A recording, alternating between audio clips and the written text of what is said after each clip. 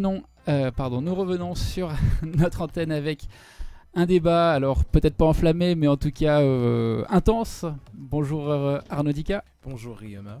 Raphaël Mille, vous êtes encore dans la partie. Ouais. Et- Moi oui, ma voix non, mais c'est un autre problème. Très bien, et c'est moi qui distribuerai les questions et les petites provocations envers les uns et les autres. Nous allons parler des élections européennes et de ses résultats. Alors pas justement comme Raphaël nous a fait un édito sur la politique française, on va quand même essayer de naviguer en Europe, même des pays qu'on ne connaît pas trop. Hein. On essaye d'avoir une petite idée quand même. On reste un petit peu modeste si on n'a pas envie de dire des bêtises. Et puis voilà.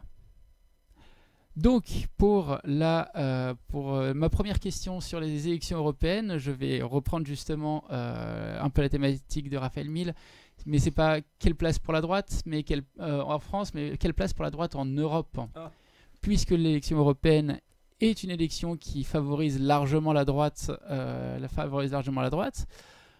Est-ce que pour vous, par exemple, le score, comment dire, est-ce que on considère que la droite est en retrait, ou est-ce que tout simplement il y a une nouvelle droite qui émerge est-ce qu'il y a une nouvelle droite qui émerge à l'échelle européenne, Arnaud Dika ?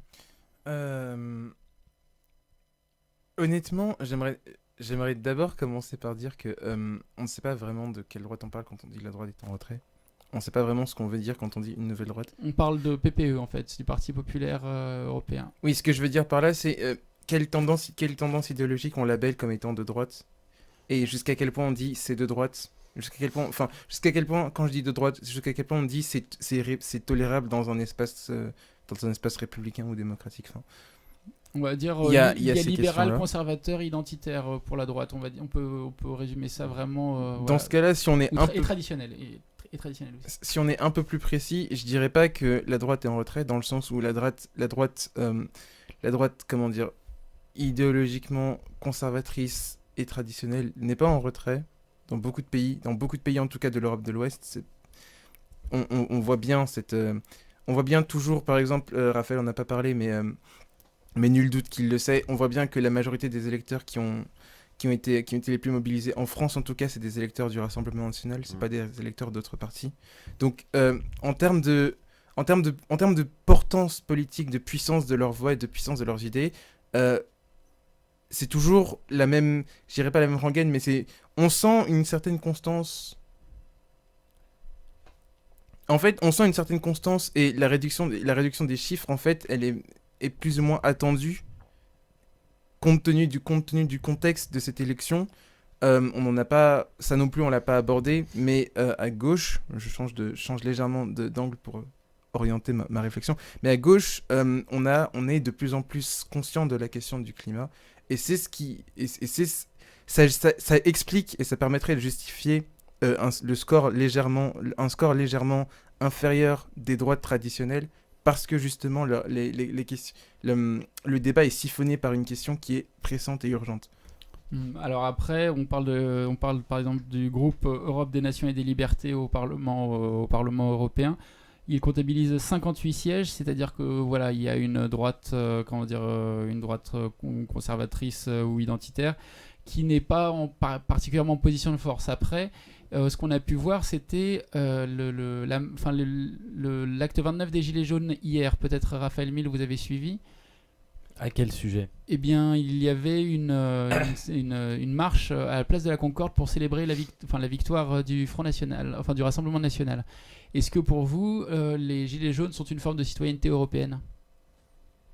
Dans un sens, oui, puisqu'il y a des Gilets jaunes belges. Malgré tout, comment dire ? Je pense pas quand on voit 2000 et quelques Gilets jaunes en France, certes, ils ont été beaucoup plus nombreux par le passé. Je ne sais pas si on peut parler d'exemple de citoyenneté. C'est-à-dire que, effectivement, c'est quelque chose d'assez... on s'y attendait pas, ça a été impressionnant de voir les Gilets jaunes. Néanmoins, je pense que dans la question des élections européennes, ils n'ont pas leur place, dans le sens où leurs revendications ont toujours été nationales. La liste il y a eu 3 listes qui se revendiquaient des Gilets jaunes. La liste de Florian Philippot, la liste de Francis Lalanne et une 3e liste Gilets jaunes. Quels sont Bon. leurs résultats? Ils sont catastrophiques. Voilà, bon, donc, Ils n'ont pas atteint le pourcent. Ils n'ont même pas atteint 1% chacun. Donc, je pense quand même que si les Gilets jaunes sont un mouvement social, c'est peut-être pas un mouvement politique. Ou en tout cas, si c'est un mouvement politique, c'est un mouvement politique qui devrait se structurer et peut-être que là on pourra commencer à en parler dans des questions politiques. Pour l'instant, ils ne sont qu'un mouvement social à une échelle certes plus large que la France, mais il n'y a pas de réelle convergence. C'est-à-dire que ils s'entendent parce qu'ils mettent tous des gilets jaunes et ils demandent aussi une augmentation du pouvoir d'achat, que ce soit en France ou en Belgique. Mais malgré tout, je pense que c'est s'éloigner du sujet des élections européennes que de parler des gilets jaunes. Est-ce que, alors justement, on va revenir quand même sur ces petits sujets qui sont ni droite ni gauche, parce que pour le coup, pour moi, ça m'intéressait. Le gilet jaune François Boulot avait expliqué justement qu'il était question de faire une union des partis souverainistes, en fait, derrière la mobilisation des gilets jaunes. C'est-à-dire la France Insoumise, le Rassemblement National, Debout la France et l'UPR. Et il manque les patriotes de Florian Philippot, là. C'est ballot. C'est sans doute, mais... Non, c'est ballot. En fait, je relève ça parce que quand même, déjà, Florian Philippot est un eurodéputé sortant qui n'a pas été réélu. 2, il se pensait porté parce qu'il a été au Front National. Là encore, non. Et puis 3, je vous rappelle que sa liste, c'était Ensemble Patriotes Gilets jaunes. Je pense que Florian Philippot a peut-être servi de pinkwashing, non? Au Front National. Mais bon, après, ça c'est une considération extérieure. En tout cas, pour ces élections européennes, donc Arnaud disait, la question qui émerge, c'est l'écologie. À l'écologie, en fait, moi je pense que c'est vraiment le clivage, c'est plutôt le ni droite ni gauche, à mon avis, qui est en train de monter, dont l'écologie, qui est une de ces modalités-là. Mais dans le ni droite ni gauche, il semble qu'il y ait donc d'une part l'écologie, d'une part le souverainisme, et puis peut-être ce libéralisme comme ça qui essaye de fédérer autour d'Emmanuel Macron. Est-ce que vous voyez, comment est-ce que vous voyez les choses se recomposer dans le paysage intellectuel politique? Le paysage intellectuel, j'ai un peu l'impression d'une impasse en fait, parce que ça n'a pas été très souvent dit, parce qu'on a tendance à oublier l'évolution de ce genre d'idéologie politique dans notre histoire française. Mais en fait, le ni droite ni gauche, c'est une impasse en fait. C'est une voie sans issue en termes de politique, parce qu'elle n'entraîne pas l'adhésion de suffisamment de personnes. C'est pourtant le but, justement. C'est le but. On parlait des gilets jaunes tout à l'heure. Les gilets jaunes, c'est quoi? C'est une foule avant toute chose. Et pour entraîner l'adhésion d'une foule, il faut des symboles qui soient suffisamment forts pour casser les idéologies qui existent déjà. Il y avait la guillotine. Par exemple, le principe du ni droite ni gauche, ça marche dans les discours, mais on sent, on le pressent et on le voit très bien dans les actions. En réalité, c'est très, très, très, comment dire, hasardeux. Si je peux me permettre de dire ça. C'est très hasardeux en fait. Et du coup, il est vraiment regrettable que ce soit cette parole politique qui prennent de l'ampleur, qui prennent du poids dans notre paysage, parce que on parlait tout à l'heure de que conclure de la droite, et effectivement, la droite comme la gauche sont en fait battues en brèche par cette idée que en fait, ce qui compterait le plus, ce serait de prôner une sorte de fin des clivages, une sorte d'union de tous les partis. Ça ne marche pas. Encore une fois, Raphaël tout à l'heure disait les gilets jaunes, c'est un mouvement social, pas un mouvement politique. Effectivement, dans les mouvements sociaux, ça peut marcher, parce que des gens qui appartiennent à différents groupes, des gens qui se reconnaissent dans plusieurs formations politiques ont forcément des intérêts qui convergent. Mais en politique, ça ne fonctionne pas. En politique, les intérêts sont avant tout des intérêts politiques, des intérêts électoraux, des intérêts qui sont bien, bien, bien loin en réalité des questions de gouvernement. Et ça, c'est ce qui fait que moi, je pense personnellement cette configuration comme étant très mortifère. Alors, je veux poser la question un peu différemment, c'est-à-dire que par exemple, quand on parle d'écologie politique, en fait, on a tendance, en effet, à avoir une forme d'urgence, une sorte de pression, voilà, où on n'a plus beaucoup d'années pour participer à notre survie collective. Et l'impression que j'ai, en fait, c'est que ce ni droite ni gauche, quelque part, est une manière finalement d'éviter de gouverner sur les idées. Et la question, à mon avis, qu'on doit poser, c'est est-ce qu'on gouverne avec un programme ou avec des idées? Et donc, le mouvement social a peut-être une forme de programme comme ça, une petite liste à la Prévert de tout ce qu'il faudrait faire ou pas faire, alors qu'un gouvernement peut-être devrait avoir une idée, avoir une armature philosophique. Et je ne vois, en tout cas, est-ce que vous pensez que l'écologie a cette capacité de jouer sur les deux tableaux, ou est-ce elle va uniquement jouer sur les peurs des uns et des autres, sur les tendances obscurantistes, sur l'interdiction des vaccins, sur l'abolition du nucléaire, etc. Est-ce que ça vous paraît Alors prometteur? malheureusement, dire l'écologie, encore une fois, c'est un terme très très vague. Personnellement, celle que je trouve étant la plus efficace est l'écologie entre guillemets scientifique, c'est-à-dire toute celle qui a été philosophiquement très très détaillée, celle qui dispose encore de nombre de chercheurs qui travaillent sur les sujets, qui évaluent et qui établissent. On a encore récemment eu un rapport, je me souviens plus de l'organisme qui a fait ce rapport. Le rapport sur l'état de la biodiversité à l'heure actuelle. Il est très Je crois très que c'est le récent. GIEC. Mais Oui, je suis c'est pas ça, sûr. c'est ça. Un rapport du GIEC, ce sont des scientifiques, ce sont des chercheurs.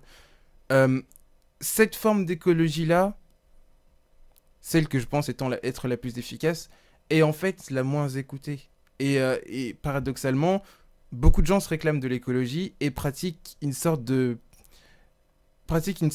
comment est-ce que je pourrais dire, d'aveuglement politique.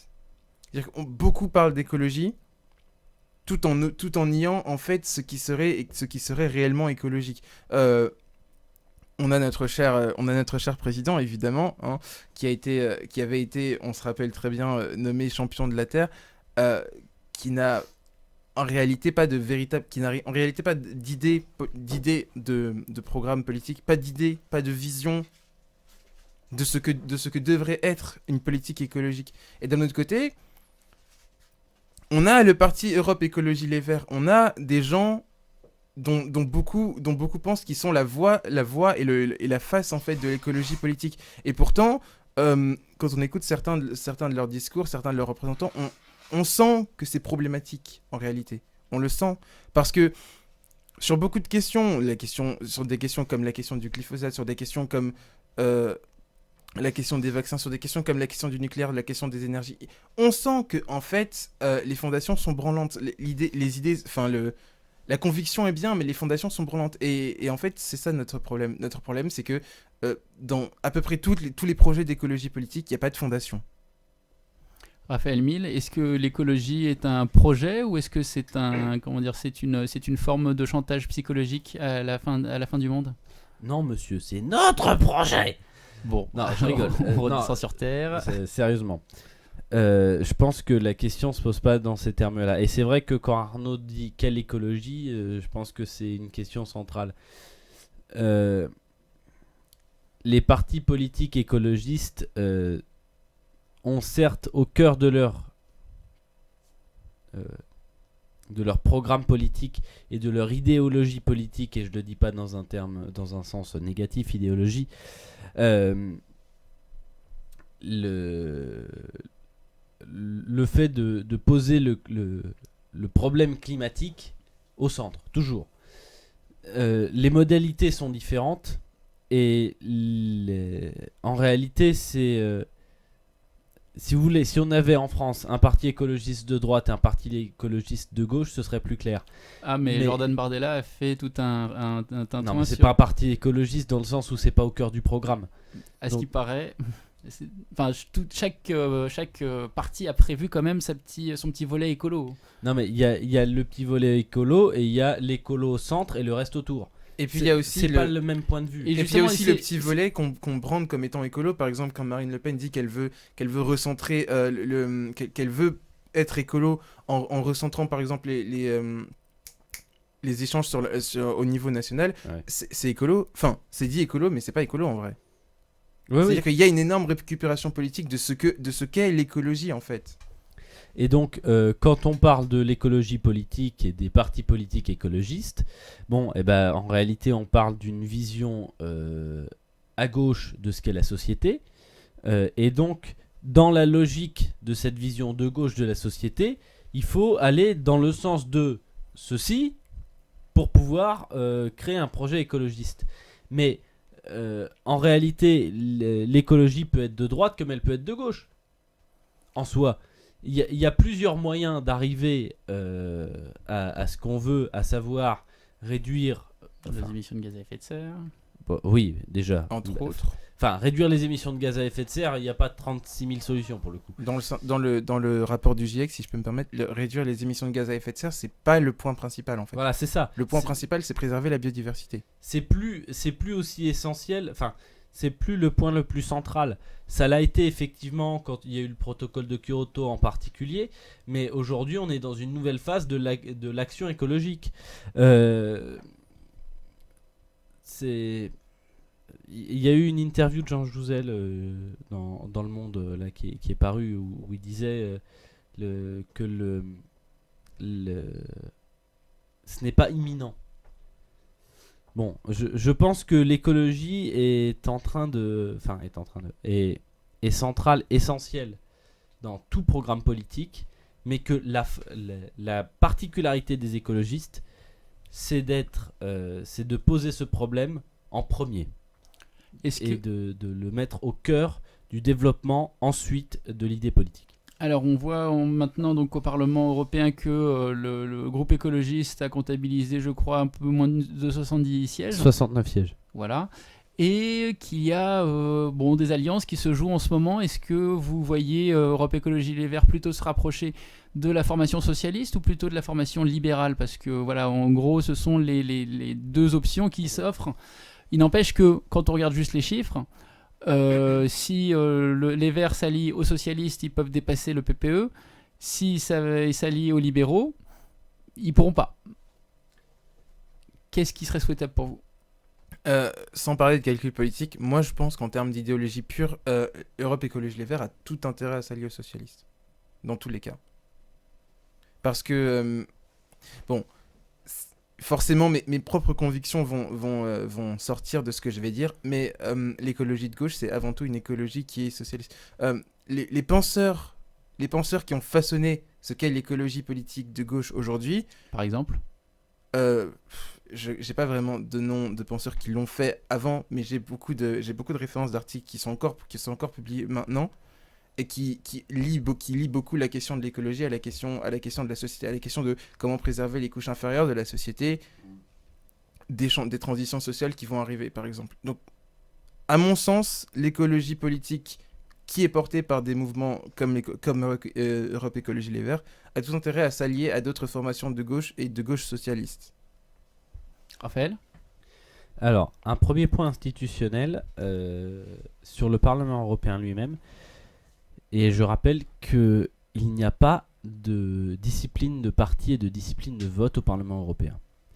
Donc, il ne faut pas oublier que de toute façon, il n'y a jamais une majorité absolue au Parlement européen, puisqu'il y a 751 sièges. Le PPE qui est majoritaire en a 179. Il en a perdu un peu. Il en a perdu un petit peu, mais c'est pas la question. Ce que je veux dire, c'est que sur 751, la majorité absolue, c'est pas 179. Il y a une majorité relative du PPE qui est à 179, mais il y a 751 sièges. Première chose.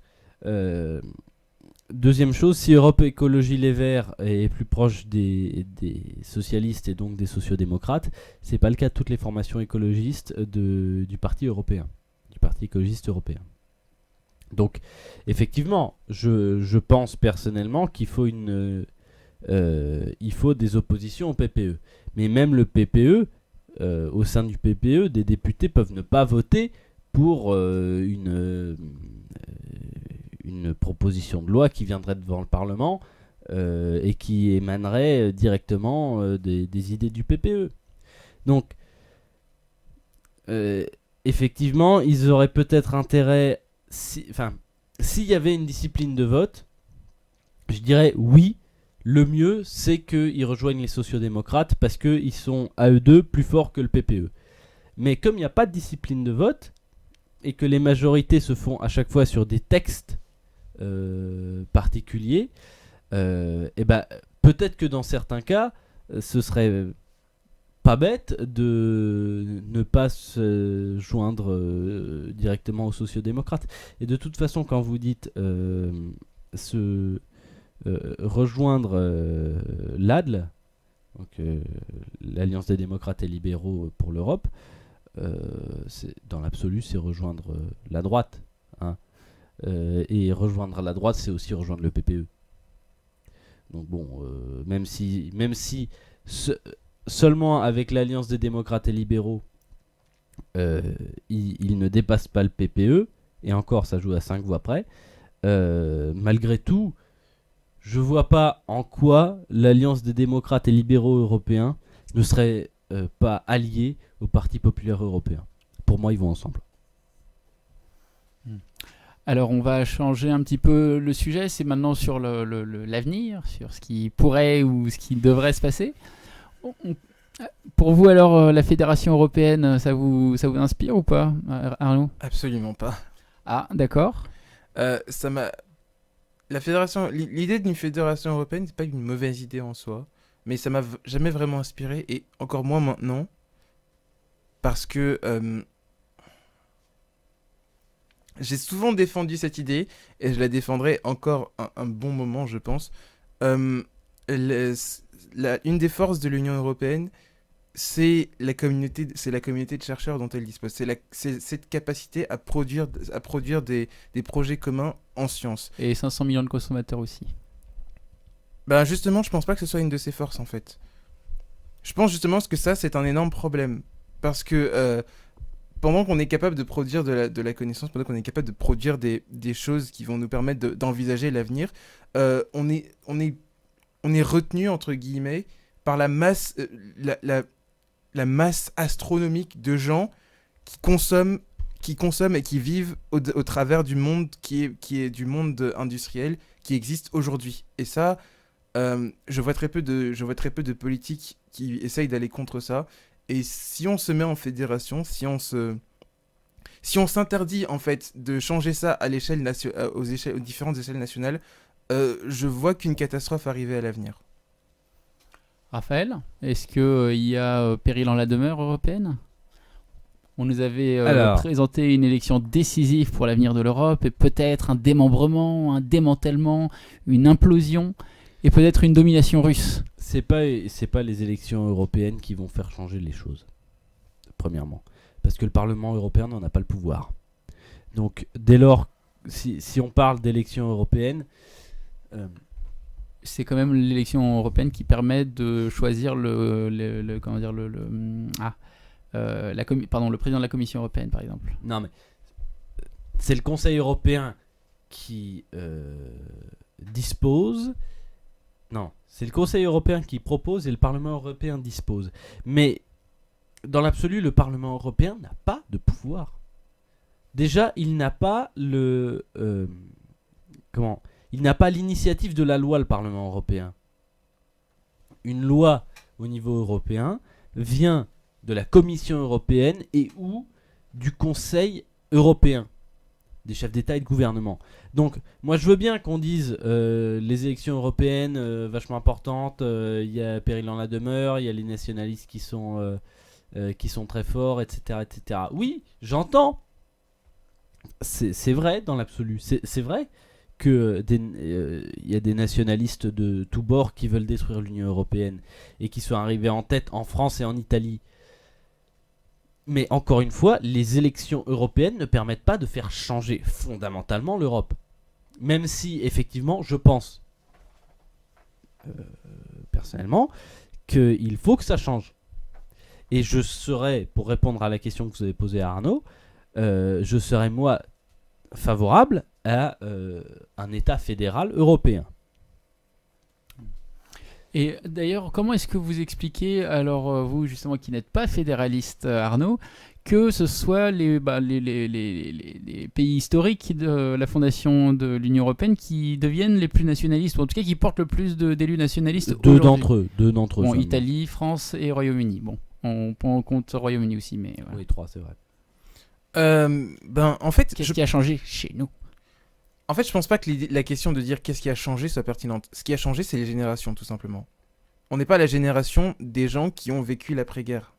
On n'est pas la génération des gens qui se sont dit l'Europe c'est la paix. Pour prendre un exemple, pendant toute la campagne européenne, on a eu différents personnages politiques, mais surtout quelqu'un comme Daniel Cohn-Bendit qui nous disait l'Europe c'est la paix. L'Europe c'était la paix. L'Europe c'est plus la paix. L'Europe exemple c'était la paix jusqu'en 1989.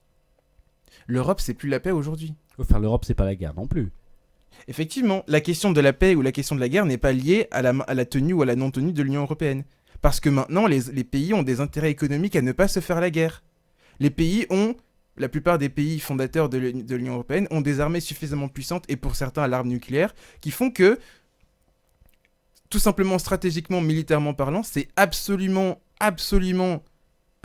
inutile et complètement barbare de se faire la guerre en Europe. Ce sera pas forcément inutile, il y a quand même une population à réguler quand même. C'est vrai.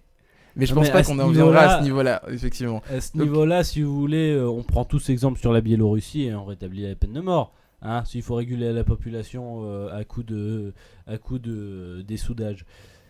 Enfin, Mais bon, Il y a vraiment, si je peux permettre, si je peux finir, il y a vraiment un problème, il y a vraiment un conflit générationnel là-dessus.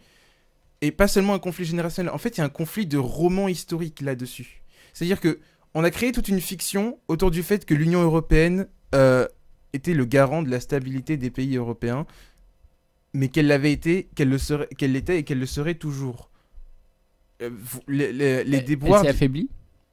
Je dis pas qu'elle s'est affaiblie, je dis que cette idée-là, que cette interprétation de l'histoire perd de son sens au fur et à mesure qu'on avance dans les générations. Parce qu'au fur et à mesure qu'on avance dans les générations, les problèmes politiques, les problèmes économiques auxquels on doit faire face ne sont plus les mêmes. La crise des migrants a montré une des failles de l'Union européenne. Je crois que c'est la liste d'Emmanuel Macron qui voulait changer une législation vis-à-vis des demandeurs d'asile. oui, c'est le protocole enfin, c'est pas de Dublin là. Oui, je crois que c'est ça. Je sais pas si c'est protocole, mais bon, c'est un truc Enfin, de c'est- Dublin en- et ça oblige à faire la demande d'asile dans le pays où- auquel on arrive, dans lequel on arrive, oui. Ça, c'est une des failles de l'Union européenne, par exemple. C'est une des failles de l'Union européenne que notre fixation sur ce qu'elle a représenté dans les générations précédentes nous a empêché de résoudre jusqu'à ce que le problème se pose. Mais si par exemple, si une Europe fédérale correspond à une sorte d'affaiblissement des frontières, alors je dis bien à l'intérieur, hein, à l'extérieur, c'est pas dit, mais ça reste quand même l'idée que l'on va élargir son horizon, que les territoires auxquels on a accès sont plus élargis. Enfin, il y a derrière cette idée, cette idée européenne, quelque part, quand même un très gros potentiel sur la question de l'immigration, puisque à partir de maintenant, une population ne va pas rejoindre, par exemple, les 60 millions de Français qui des fois votent contre l'ouverture de l'immigration. Cette fois-ci, un migrant ou un réfugié ou n'importe qui arriverait en Europe, dans une Europe fédérale, rejoindrait un corps de 500 millions d'habitants. C'est pas rien, ça noie, ça dilue de manière beaucoup plus efficace, en tout cas, voilà l'impact d'une arrivée sur un territoire. Et peut-être que si en 2015 il y avait déjà une forme de fédéralisme, peut-être que tout simplement il n'y aurait pas d'une part la Hongrie qui part dans son coin, l'Italie dans son coin pour régler leur flux. Il y a déjà de quoi largement promettre une meilleure gestion. Idéologiquement, c'est très joli, mais dans la réalité, c'est pas tout à fait ce qui se passe. Mais dans la réalité, le fédéralisme, c'est pas la fin des conflits entre les différents États. Dans la réalité, dans le cas européen, si. Non, en fait, le fédéralisme, ce sera pas la fin des conflits entre les différents États, tout simplement parce que comment est-ce que je pourrais expliquer ça ? On ne vient pas à bout des inégalités entre les différentes régions de l'Europe en leur retirant le pouvoir de les réparer. Ce que je veux dire par là, c'est que il n'est pas dit que plus de fédéralisme, ça aurait empêché Viktor Orban de faire ce qu'il a fait en Hongrie, ça aurait empêché Matteo Salvini de faire ce qu'il a fait en Italie, et ça aurait empêché Marine Le Pen de dire ce qu'elle dit et de faire ce qu'elle fait en France. C'est pas dit. C'est pas dit tout simplement parce que on voit des exemples, on voit très bien l'exemple, par exemple aux États-Unis, d'États qui sont pas soumis à la loi de tout le pays. Ah oui, ça c'est sûr. Il y en a par exemple un qui a rétabli l'interdiction de l'IVG. Exactement. Formidable. J'en arrive précisément à ce problème-là. En fait, et un autre des problèmes que j'ai vis-à-vis du fédéralisme, c'est ça principalement. On a plusieurs formations qui conservent un certain pouvoir, une certaine indépendance, un certain pouvoir sur elles-mêmes, mais qui pourraient se retrouver incapables de corriger un cap qui aurait été lancé par l'administration centrale, entre guillemets, façon de parler, évidemment. Mais encore une fois, là, tout ce que je dis, c'est dans le contexte de... Parce que c'est toujours comme ça que j'envisage les choses. Tout ce que je dis, c'est dans le contexte de... On est dans une crise écologique majeure, une crise écologique et économique majeure. Je vois aucun acteur politique qui soit en mesure de la changer. Et si on fait du fédéralisme, tout ce qu'on va faire, c'est renforcer ce qu'on fait déjà. Et ce qu'on fait déjà, c'est c'est extrêmement mauvais, en fait. Et c'est pour ça que je suis contre le fédéralisme. C'est pas parce qu'en soi, c'est une mauvaise idée. C'est parce que, tel qu'appliqué maintenant, ce sera la pire chose qu'on puisse faire au monde. Empêcher les différents pays de justement se renouveler politiquement, c'est juste infaisable. C'est juste infaisable. Alors après, bon, je donne quelques éléments comme ça auxquels on pourra réfléchir dans notre coin. En ce moment, le chômage est en baisse et le pouvoir d'achat est en expansion. Donc, bon, après, je sais pas trop... La baisse est faible, malgré tout. On en est à 8%, un peu plus de 8%, c'est ça ? On est même à 9, non, je crois. Oh, c'est descendu en C'est dessous de passé 9. à 8. Bon, mais en tout cas, même si le chômage baisse, il baisse peu et c'est pas dit que ça continue. C'est pas dit que ça continue. J'ai envie de dire à vous qui avez la fibre économique, est-ce que la France ne serait pas arrivée à un chômage incompressible ? Non, il n'y a pas de chômage incompressible en fait. C'est quand Un chômage structurel, voilà, c'est ça le bon terme. Oui, mais bon, enfin, c'est-à-dire qu'on peut aussi être keynésien et considérer que le travail c'est fait aussi pour occuper les gens, vous voyez. Donc moi de ce côté-là, l'associatif... je provoque un peu, c'est tout. Oui, mais voilà, enfin, il y a l'associatif, il y a la vie de famille, etc. Il y a peut-être quelque chose à revoir dans l'idée qu'un foyer c'est juste une unité de consommation. Ça peut être une unité de production dans certaines conditions très précises. Et c'est peut-être justement ça qui, qui un peu... Qui chamboule un petit peu le débat, le débat écologique. Quelle place pour la famille dans l'écologie ? Ça, c'est... Hein ? Là, on peut repartir sur un débat, mais ça prendrait encore une émission. En tout cas... Au moins. par exemple, en tout cas, pour reprendre les éléments présentés par Arnaud Dica, je pense que c'est peut-être même le contraire. C'est le fait que l'Union européenne se renforce qui a fait que ce clivage droite-gauche s'estompe parce qu'on ne peut plus tenir les deux bouts sans avoir en fait fait une synthèse entre ce qui est possible, souhaitable à l'échelle européenne et ce qui est réalisable à l'échelle nationale. Oui, mais si je dois encore rappeler, il y a très peu d'exemples historiques où l'estompement du clivage droite-gauche produit une politique qui soit viable en fait. Raphaël ? Il me semble que le clivage droite-gauche n'a pas disparu.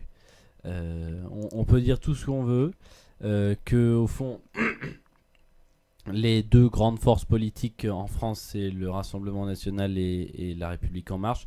La disposition du Parlement national ne dit pas ça, premièrement. Et les éléments de langage même de la République en marche ne disent pas ça non plus. La République en marche, c'est une force de droite, de centre-droit si vous voulez, en tout cas une force libérale. La gauche existe toujours, au moins sur le plan idéologique, et il y a une gauche de la République en marche. Quoi qu'on en dise, il y a un certain nombre de députés de la République en marche qui disent « je suis la gauche de la République en marche ». Donc on peut dire tout ce qu'on veut, mais le clivage droite-gauche n'est pas mort et il ne peut pas mourir. Et considérer qu'ils doivent le faire, c'est vraiment une erreur. Et puis, la définition de droite et de gauche a évolué depuis toujours. On a, enfin, typiquement aujourd'hui, ceux qu'on appelle les républicains, des républicains, ont pu être à gauche. Les républicains étaient à gauche quand à droite il y avait les royalistes. Les libéraux ont été à gauche quand à droite il y avait des conservateurs.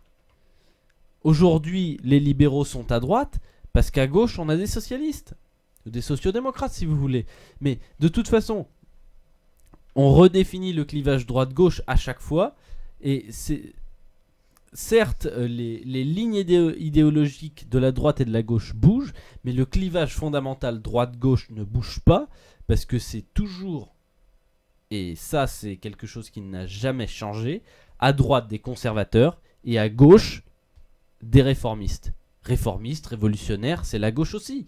Mais à droite, fondamentalement, on a les conservateurs. Donc quoi qu'on en dise, le clivage ne disparaît pas et ne peut pas disparaître.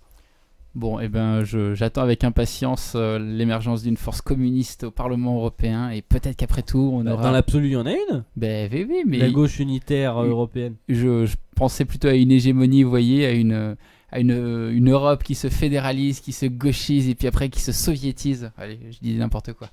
En tout cas, le clivage gauche-droite n'a peut-être pas disparu, mais au Parlement en ce moment, on voit beaucoup de droites, très différentes. On parle là du Parlement français ou du Parlement européen ? Européen. Néanmoins, je veux juste dire un dernier mot sur le Parlement français. N'oubliez pas que le Rassemblement national n'a pas de groupe au Parlement européen, Parlement français, pardon. Que les Républicains, c'est le deuxième groupe au Parlement français, et que le troisième groupe en nombre au Parlement français, c'est dans l'absolu c'est le MoDem, mais c'est certes globalement à droite, mais la première force au Parlement à gauche, ça reste le PS. Voilà, je laisse ça à méditer. Merci à vous deux, Arnaud, Dika. On vous retrouve dans une prochaine émission pour un débat dès que dès que c'est possible. Que vous nous faites le plaisir de revenir de la perfide de la Billon. Et puis Raphaël Mille, merci pour votre participation, et puis on se retrouve la semaine prochaine. Avec plaisir.